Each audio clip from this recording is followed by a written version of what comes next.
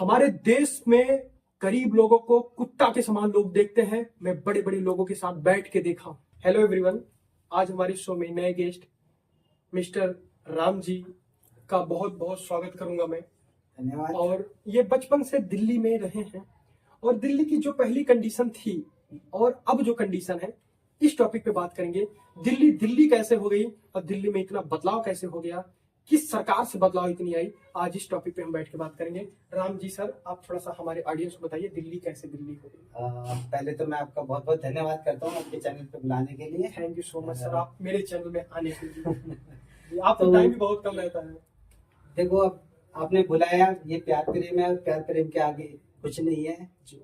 तो उसमें जाना पड़ता है। दिल्ली में शुरुआत जो हमारी हुई है आने की, हमारे जो फादर साहब हैं वो भी गांव से कुछ उम्मीदें लेके दिल्ली को दिल्ली नहीं समझा जाता था। आज दिल्ली को दिल्ली कहते हैं। दिल्ली का पहले जो नाम था इंद्रप्रस्थ था। कुछ लोगों को पता है, न्यू जनरेशन को पता है कि नहीं पता है, हम 90s वाले हैं तो हमें थोड़ा सा इतना मालूम है कि हमने थोड़ा पढ़ा है दिल्ली के बारे में और दिल्ली को बहुत अच्छे से ऑब्जर्व किया है। दिल्ली में रहे हैं, दिल्ली की गली, दिल्ली में खान पान, दिल्ली की स्वच्छता, सब चीज देखी गई है। तो मैं अब आपको बता देता हूँ कि दिल्ली को पहले दिल्ली नहीं समझा जाता था, इसको एक विदेश के माध्यम से देखा जाता था। सपनों का शहर, सपनों का शहर दिल्ली, एक तो मुंबई और दूसरा दिल्ली, जो अब हमारे देश की कैपिटल बन चुकी है दिल्ली। और दिल्ली को क्यों ना चाहें, दिल्ली दिल वालों की है। बिल्कुल। तो इसमें क्या था कि भाई हमारे जो फादर साहब थे, जिन्होंने जर्नी जो स्टार्ट करी थी, हमारे फादर साहब ने, उनके फादर भी किसान, मेरे दादा साहब।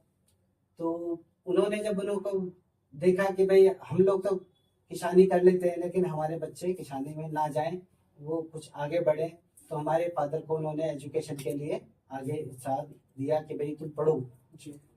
लेकिन कुछ मजबूरी हालात, पहले के लोग इतने इतना मतलब एजुकेशन पे ध्यान नहीं देते थे। वो सोचते थे कि हम अपने घर के हालात किस तरीके से सुधारें। उनका सबसे पहला मोटिवेशन यही रहता था, जल्दी से शादी हो जाना। हमारे फादर की शादी 17 साल में कर दी गई थी। आज देखिए, आज के टाइम में लड़की को नाबालिग करार दे देते, लेकिन उस टाइम हमारे फादर की शादी 17 साल में हो गई थी। हमारी मम्मी भी नाबालिग थी, टाइम से कर दी थी शादी, बट फिर जिम्मेदारियां भी उनको बहुत ज्यादा आगे झेलनी पड़ी हैं और आज भी संघर्ष में है। मैं आज बैठा हूँ, उनकी बदौलत बैठा हूँ। तो उन्होंने दिल्ली एक विदेश के सोच के कि भाई हम दिल्ली जा रहे हैं, कमाएंगे और हम अपने माँ बाप को भी खुश रखेंगे। मेरे फादर साहब के एक छोटे भाई थे जिनको उन्होंने बच्चे अपने बेटे की तरह पढ़ाया लिखाया दिल्ली के ताज होटल में। उस समय में सिक्योरिटी हेड इंचार्ज पे लगाया था उनको, वॉकी टॉकी देखे और उन्होंने अपना वहाँ पे 1 महीने जॉब करी। लेकिन वो ये है कि जब बड़ा कुछ और अच्छा कर रहा होता है, अच्छा कमा रहा होता है, तो छोटे को लगता है कि यार उस समय सैलरी कम थी। तो उन्होंने ये सोचा कि भाई इसमें मेरा भाई तो आगे निकल रहा है और मैं पीछे हूँ, मैं इतनी सी सैलरी में कैसे कर गुजारा कर पाऊंगा। बिल्कुल जी। तो घर वालों को भी लगता था कि भाई तू पढ़ ले, बाद में देखो, बाद में सब कुछ हो जाएगा। अभी आपका सहारा बड़ा भाई बाप समान होता है। वो एक पूरे घर को संभालने के लिए अपनी जी तोड़ मेहनत लगा देता है, अपने परिवार को भूल जाता है, अपने शरीर को भूल जाता है, बस मेहनत, दिन रात मेहनत। मैं भी अपने घर का बड़ा बेटा हूँ तो मैं इस चीज को बहुत अच्छे से समझ सकता हूँ कि हमारे पापा ने हमारे लिए कितना संघर्ष किया है। अच्छा, तो अब उन्होंने दिल्ली में आए, पढ़े लिखे नहीं थे लेकिन उन्होंने अपनी लाइन इस तरीके से, देखो इसमें भी मैं आपको बता देना चाहता हूँ, अगर उन्होंने एजुकेशन नहीं कर पाए तो उन्होंने एजुकेशन नहीं भी कर पाए तो इसका मतलब ये नहीं है कि वो आगे नहीं बढ़ पाए। उन्होंने पहले से ही सोच लिया कि भाई मैं पढ़ाई नहीं कर पा रहा हूँ तो अपने बच्चों का फ्यूचर खराब ना करके, मैं अपना समय बर्बाद ना करके कुछ सीख लेता हूँ। इसमें अपना हाथ का हुनर आपको आना चाहिए। आज भी अगर कोई बच्चा पढ़ाई नहीं करता है तो उसको कोई किसी भी टाइम समय से रोजगार में आ जाना चाहिए, किसी भी बिजनेस में आ जाना चाहिए। स्टार्टिंग करोगे, देखो आज हमारे मोदी साहब चाय से स्टार्ट किए थे और कहाँ पहुंच गए हैं। तो कोई भी बिजनेस छोटा नहीं होता, अच्छे से करो। इसी तरीके से हमारे फादर साहब ने हमें दिल्ली लाए, अच्छा घर बनाया। मेरा पालन का बर्थ है 1986 का है और हम दिल्ली में मैं सरकारी गवर्नमेंट स्कूल से पढ़ा हूँ, गवर्नमेंट स्कूल का। अच्छा, उस समय में टीचर अच्छे थे, स्कूल थोड़े से डैमेज रहते थे, बच्चों को अपने घर से चटाई लेके जाना पड़ता था, तख्ती पे लिखते थे, शाही से लिखते थे। आजकल बच्चों को फैसिलिटी है लेकिन पढ़ाई नहीं करते। पहले के बच्चे पढ़ लेते थे, 10वीं भी क्लास पढ़ लेते थे, तो आज उनकी वो पढ़ाई बहुत काम आ रही है उनको। अच्छा राम जी सर, मेरा आपसे एक क्वेश्चन है, जैसे कि आपने दिल्ली में बचपन से आप पढ़े हैं, तो दिल्ली का जो स्कूल है, हम्म। पहले दिल्ली का स्कूल कैसा होता था और अब दिल्ली का स्कूल कैसा, थोड़ा सा इस पे आप। देखिए, मैं आपको बताना चाहता हूँ दिवाकर भैया कि दिल्ली का स्कूल में जो आज सुधार आया है, काश वो हमारे समय में या हमारे फादर साहब के समय में आ गया होता। उस समय में देश को आजादी मिलने के बाद में काफी साल तक तो हमारी युवा पीढ़ी बस ऐसे ही भटकती रही है, ना उनको एजुकेशन के बारे में पता था, बस खाली करनी वसूली लेके किसी की चिनाई में करने लग गए, कुछ करने लग गए, मतलब पेट भरने के लिए संघर्ष करने में जुड़ गए। उन्होंने एजुकेशन पे ध्यान नहीं दिया। आज स्कूलों की इतनी अच्छी कंडीशन है, टीचर भी अच्छे हैं, लेकिन बच्चे कुछ तो पढ़ना चाहते हैं, कुछ नहीं पढ़ना चाहते हैं। उसका कारण यही है कि जिन बच्चों को उनके फैमिली वालों ने कंट्रोल में रखा है वो बच्चे तो पढ़ लेंगे, लेकिन जिन्होंने ये सोच लिया कि मैंने अपने बच्चों को स्कूल में डाल दिया, आपकी मेरी ड्यूटी खत्म हो गई, तो आप गलत हैं। आपको पूरा फोकस देना पड़ेगा, अपने बच्चे पे ध्यान देना पड़ेगा। क्यों? क्योंकि वो गलत संगत में जा रहा है। दिल्ली आजकल नशे की लत में डूबा हुआ है। एक एक बच्चा जनरेशन, अगर लड़का है तो वो नशे में है, और अगर लड़की है तो वो आज के टाइम में, जब से ये चीज हो गई है कि भाई 16 साल की बच्ची नाबालिग करार दे दी है, तो लव के चक्कर में पड़ जाते हैं, या माँ बाप की सुनते नहीं है, किसी के फादर नहीं है, तो वो अपने आप कुछ भी अपने आगे नहीं समझते।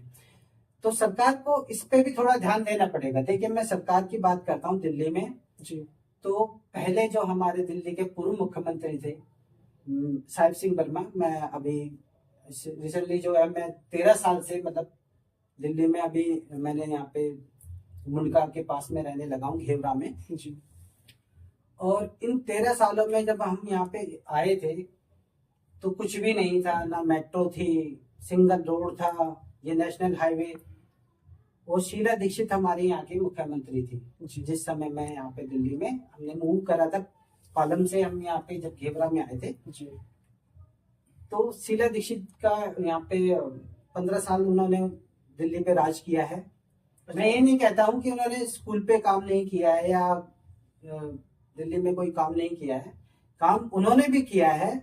देखिए, काम सिर्फ एक पे निर्भर नहीं होता है। आप चाहते हो कि दिल्ली के मुख्यमंत्री बन गए केजरीवाल अभी के समय में, और उनपे एलिगेट्स लगाए हुए हैं, ये एलिगेट्स लगा दिए, वो एलिगेट्स लगा दिए, देखो सबूत के बुनियाद पे ही सब कुछ चलता है। सरकार भी बदल गई है, सरकार और भी बदलेंगी, आगे भी बदलती रहेंगी।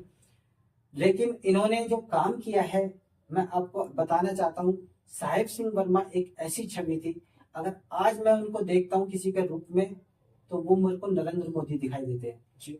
आपने कभी देखा नहीं होगा शायद, लेकिन अगर आप देखोगे साहिब सिंह वर्मा का फोटो तो आपको आज भी वही लगेगा कि हाँ, ये कॉपीराइट्स हैं, उन्होंने काम भी ऐसे ही किया है। हमारे अटल बिहारी वाजपेयी साहब, उन्होंने देश के लिए बहुत काम किया है। महंगाई तो देखो, जब कुछ चीज में बदलाव आती है तो महंगाई सबसे पहले आती है। बिल्कुल। तो अगर आप उसकी तरफ जाओगे तो कभी भी ये नहीं सोच पाओगे कि ये सरकार अच्छी है या वो सरकार अच्छी है। हमारे साहिब सिंह वर्मा ने, जब मैं यहाँ पे आया था, आप मुंडका, इराड़ी, घेवरा, कंजावला, जितने भी आसपास के क्षेत्र हैं, ग्रामीण क्षेत्र, उन्होंने उसके अलावा नीम का थाना राजस्थान है, पूरा गोद लिया हुआ है जी। और इतने घरों को उन्होंने देखभाल, उनके सुपुत्र श्री परवेश वर्मा सांसद रह चुके हैं दिल्ली में, उन्होंने भी काम किया है। लेकिन अब उन्होंने अपने एरिया में क्या काम किया है मैं उनके बारे में नहीं बता सकता, लेकिन उनके पिताजी ने जो हमारे एरिया में काम किया है, जो काम करके गए हैं, वो आज भी याद है, यादगार बना के गए हैं, अपनी छवि को छोड़ के गए हैं। काश कि हमारी केजरीवाल सरकार भी अपने बंदों को, ये जो मुंडका विधानसभा क्षेत्र का जो निगम पार्षद है या पार्षद है, अगर वो अपने ईमानदारी से काम करा होता, इलेक्शन के समय जाने के बाद दोबारा अगर गया होता तो पब्लिक उनको याद रखती, शायद दोबारा मौका देती। पर मुझे अभी नहीं लगता है कि उन्होंने इस बारी फिर आना है। क्यों? क्योंकि मास्टर आजाद, साहिब सिंह वर्मा के छोटे भाई, उन पे एलिगेट्स लगाए हैं अभी फिलहाल सडनली। मैं आपको बता देता हूँ, घेवरा के पास में एक स्लम कॉलोनी बहुत बड़ी दिल्ली की स्लम कॉलोनी बसी है, सावदा जेजे कॉलोनी के नाम से। जी सर। उसके अलावा उन्होंने पूरा मुंडका क्षेत्र, ये जो मेट्रो आई है ना, जी आप कुछ लोगों को, दिल्ली वालों को ये नहीं पता होगा, मेट्रो सिर्फ मुंडका तक ही स्टार्ट थी पहले। जी इंदरलोक से, कीर्ति नगर से स्टार्ट होकर मुंडका तक सीमित थी। जी। इसको आगे ले जाने के लिए जो संघर्ष किया था, जो अप्रोच लगाई गई थी, वो हमारे मास्टर आजाद जी ने लगाई थी। क्या बात है। वो अपने बीजेपी से हैं, उन्होंने बहुत मेहनत करी, बहुत पब्लिक का सपोर्ट, और वो एक सिंपल साधारण इंसान है, किसान इंसान है, जी काम किया है, सड़कें बनाई हैं, लाइट्स लगाई हैं। फिर अब देखिए, जब उन्हों की सरकार थी तब तक उन्हों को, उनपे कोई किसी ने आज मतलब किसी ने कोई एलिगेट्स नहीं लगाए हैं। जी बट अब जब सरकार बदल चुकी है तो पॉलिटिशियन का मतलब ये है कि एक दूसरे पे इल्जाम लगाना, बिल्कुल। और ये राजनीति ही सबसे बहुत गंदी चीज होती है। जैसा कि सर ने हमारे साथ साहेब सिंह वर्मा जी के बारे में बहुत अच्छा एक्सप्लेन किया है। देखो, दुनिया उन्हीं को याद करती है सर कि जो अच्छा काम जो करता है। अच्छा काम करता है। भगत सिंह जी को दुनिया इसलिए याद करती है क्योंकि उन्होंने आजादी में बहुत सहयोग दिया। चंद्रशेखर आजाद जी को अगर कोई याद करता है, उन्होंने अपने जान का बलिदान दिया। ऐसे हमारे बहुत ही स्वतंत्रता सेनानी लोग हैं, लाला लाजपत राय, मंगल पांडे, इस सभी लोगों ने अपने देश के लिए जान तक गंवा दी। आज अगर हम बैठे हैं तो उन्हीं की बदौलत बैठे जी। हैं, और सीमा पे बैठे हैं आज के जवान, हमारे जो भारतीय सेना के युवा हैं, जिनकी बदौलत आज हम लोग बिल्कुल। सुरक्षित बैठे हुए हैं। और एक किसान, जी यही हमारे देश की नींव है। अगर ये टूट गई तो हम लोग तो कहाँ हैं, और ये पॉलिटिशियन भी नहीं चलेगा। जब तक वो दो हैं तब तक सब कुछ है, अदरवाइज कुछ नहीं है। जी। सर, मेरा क्वेश्चन रहेगा कि सर, अगर साहेब सिंह वर्मा जी अगर आज जिंदा होते। देखिए, आपने बहुत अच्छी बात करी है। उनका एक एक्सीडेंट में उनकी मृत्यु हुई थी, जी और उनका जो अंतिम संस्कार हुआ था, घेवरा मेट्रो स्टेशन के सामने समाधि स्थल है। अच्छा, अभी अभी भी है, और हर साल उनकी श्रद्धांजलि दिवस भी मनाई जाती है, और जब उनका जन्म हुआ था वो भी वहाँ पे सेलिब्रेट किया जाता है। और बड़े बड़े नेता आज भी आते हैं, उनको याद करते हैं, उनके काम को याद करते हैं। स्मृति ईरानी जो अब नहीं है, उन्होंने भी यहाँ पे आके अपना इस कार्य को देखा गया कि भाई यहाँ पे कितना इम्प्रूवमेंट किया गया है। बहुत जल्दी वहाँ पे डेवलपमेंट हुआ है, जी और उद्योग नगर बना दिया गया है यहाँ पे मुंडका को। अब मुंडका की हालत देखोगे तो आपने इस बारिश में लोगों का एक्सीडेंट केसेस बहुत सुने होंगे। मुंडका को कोई जानता नहीं था, आप बारिश में पूरे रोड, पूरे सड़क की इतनी बुरी दुर्गति हो रखी है कि कोई भी नेता अब आके नहीं देख रहा है, एक दूसरे पे एलिगेट्स लगाए हुए हैं। फिर सडनली अभी मास्टर आजाद जी की अब सरकार नहीं है, फिर भी चंदोलिया साहब हैं हमारे सांसद बीजेपी के, उन्होंने एक वीडियो के माध्यम से वो आजाद सर, मास्टर आजाद जी पे एक एलिगेट्स लगाया कि देखो इन्होंने बेड़ा गर्क कर दिया है, दिल्ली को पानी में डुबो दिया है, बारिश में डुबो दिया है। अच्छा चलो ठीक है, उन्होंने डुबो दिया या नहीं डुबो दिया, अब तो आप हो ना, किसी पोस्ट पे हो, आप काम करके दे सकते बिल्कुल हो। सर। देखिए, अगर मैं हूं उनकी जगह हूं, मेरे को अगर कोई चीज क्या कहते हैं उसको, पावर मिली है, जी अगर मेरे हाथ में पावर है तो मैं क्यों नहीं कर सकता? बिल्कुल। मैं दूसरे पे इल्जाम क्यों लगाऊंगा? अरे जो था वो चला गया, जी। बट अब मेरे हाथ में है, मैं तो कर सकता हूँ ना। जी। अगर नहीं, मेरे हाथ में नहीं भी है, तो अब मैं इतना पावर मेरे अंदर है कि मैं जिसके हाथ में ये है उसको बोल सकूं एटलीस्ट बिल्कुल। कि सर हमारे यहाँ पे प्रॉब्लम हो रही है, हमारे रोड टूटे हुए हैं, एक्सीडेंट हुआ है। अभी मैं आपको बता दूं कि फिलहाल इसी बारिश के सीजन में रात देर आने के कारण से एक एक्सीडेंट हुआ, जिसमें एक मैं युवा के नाम बता देता हूँ। वो युवा कोई और नहीं, मेरा छोटा भाई है, जिसका पूरा फेस एक एक्सीडेंट केस में खत्म हो गया। और उसको अब अस्पतालों का, स्कूलों का कहते हैं केजरीवाल साहब बहुत अच्छा, हमने बहुत अच्छा कर दिया, बहुत अच्छा कर दिया। लेकिन मैं जानता हूँ, मैं 3 दिन तक इतनी बुरी कंडीशन में अपने भाई को व्हील स्ट्रेचर पे लेके लिटा के डॉक्टरों के चक्कर खाता रहा। इमरजेंसियां बंद कर दी, स्ट्राइक चल रही है, ये चल रहा है, वो चल रहा है, और हार थक के मैंने कर्जे पे अपने भाई का इलाज करवा के उसको ठीक करवाया है। अगर मैं सरकारी हॉस्पिटल के भरोसे रहता, अगर मैं सरकार के भरोसे रहता कि हमारे सरकार ने हॉस्पिटलों पे इतना सुविधा दी है, अब कुछ भी इलाज फ्री हो सकता है। देखिए आयुष्मान कार्ड आप सिर्फ नाम में ही पढ़ सकते हो। आप अगर जाके हॉस्पिटल में दिखाओगे तो आपको एडमिट नहीं किया जाएगा। अगर आपकी अप्रोच है, आप बड़े लेवल पे हो, तो आपका काम हो जाएगा, वो कार्ड भी काम आएगा। लेकिन अगर आप गरीब हो तो आपका वो कार्ड भी कोई मान्य नहीं होगा। एक मिनट। जैसा कि राम जी सर ने बताया कि जो पावर में रहते हैं अक्सर वही हर एक सरकारी फैसिलिटी का लाभ उठाते हैं। ये सत्य है। भारत देश में अगर आप गरीब हैं तो याद रखना आप लाइन में खड़े रहोगे। अगर आपके पास पावर है राम जी सर, बिल्कुल, तो आप लाइन में नहीं, डॉक्टर के पास जाओ। और दूसरी बात मैं बता दूं, हमारे देश में गरीब लोगों को कुत्ता के समान लोग देखते हैं। मैं बड़े बड़े लोगों के साथ बैठ के देखा, उनकी जो सोच होती है ना, वो ऐसा लगता है इंसान को कुत्ते की तरह बिहेव कर रहे हैं। डॉक्टर को मैंने देखा है ऐसे बड़े बड़े हॉस्पिटल में। सर मैं बता दूं आपसे कि इंसान की हालत कुत्तों से भी बेहतर हो गई है।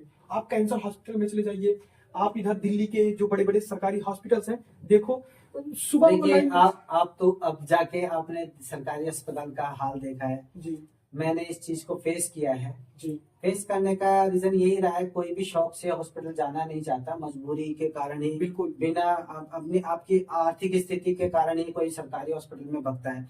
अगर पैसा है तो आप कभी भी सरकारी हॉस्पिटल को प्रेफर नहीं करेंगे और जाके अपना प्राइवेट से इलाज करा लेंगे। मैं अपनी वाइफ की डिलीवरी के समय संजय गांधी हॉस्पिटल में रहा हूँ। वहाँ पे 4 दिन तक उन्होंने मेरे को किस तरीके से दौड़ाया है, और दौड़ाने के बाद में डिलीवरी के बाद जितना परेशान मैं 4 दिन में रहूं, उसके बाद डिलीवरी के बाद वहाँ जो लूट है, जो गरीबों को कहते हैं कि इससे अच्छा तो प्राइवेट ही चला जाए। आपको बच्चा, आप ही का बच्चा आपको आपकी गोद में नहीं दिया जाता। आप पूछोगे क्यों, तो उसका कारण ये होता है कि वहाँ की जो वार्ड लेडी होती हैं, गार्ड्स होती हैं, वो आपसे दक्षिणा मांगती हैं।